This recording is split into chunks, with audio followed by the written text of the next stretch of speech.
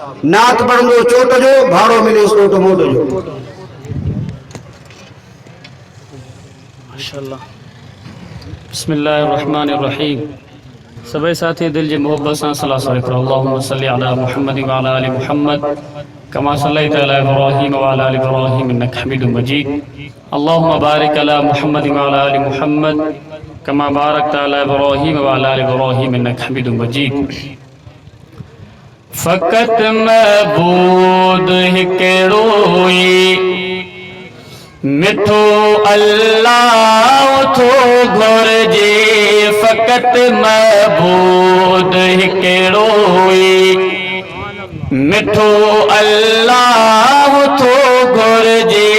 फ़क़त महबूद हिकिड़ो ई मिठो अल्लाह थो घुरिजे।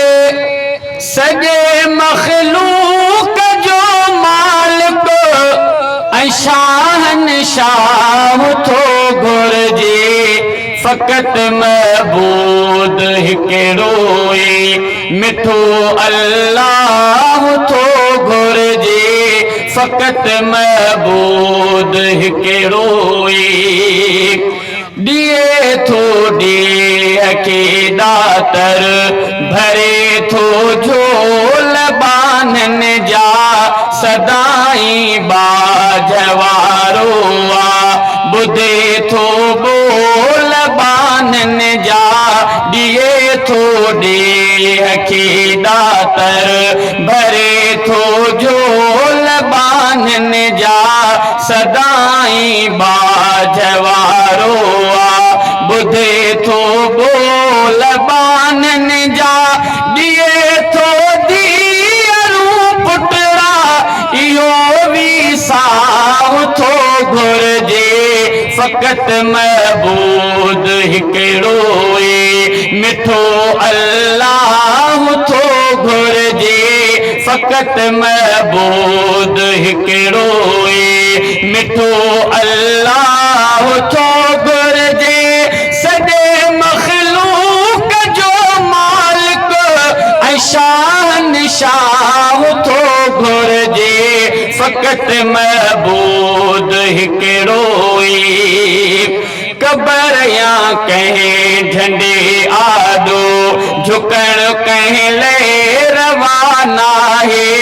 सभई सजदा सुहने रब खे उहो मुश्किल कुशा आहे। क़बर या कंहिं झंडे आॾो झुकण कंहिं लाइ रवाना आहे। सभई सजदा सुहने रब खे उहो मुश्किल कुशा आहे। हज़रतोरे सफ़र हर हाल में हमराह थो घुरिजे। फ़क़त महबूद हिकिड़ो ई मिठो अल्लाह थो घुरिजे। फ़क़त महबूद हिकिड़ो ई बचाए कंध काटीअ मां मच्छीअ जे पेट में जारे करे थो नील मां चारा ततल आड़ा थो ठारे। बचाए कंध काटीअ मां मच्छीअ जे पेट में जारे करे थो नील मां चारा ततल आड़ा थो ठारे। कर्म ऐं कुर्ब जो भरियल मिठो दरियाह थो घुरिजे। फ़क़त महबूद हिकिड़ो ई मिठो अल्लाह थो घुरिजे। फ़क़त महबूद हिकिड़ो ई वठूं सभु वाट वहदत जी उहो वाहिद अहद आहे। समूरी ख़ल्क़ खाराए ख़ुदा ख़ालिक समंद आहे।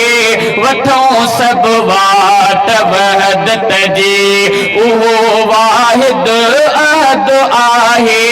समूरी ख़ल्क़ खाराए खुदा खालिक समंद आहे करे जो बाजे मोहसिन सुआली जा थो घुर्जे फ़क़त महबूद हिकिड़ो ई मिठो अल्लाह थो घुर्जे सॼे मख़लूक जो मालिक ऐं शान शाह थो घुर्जे फ़क़त महबूद हिकिड़ो ई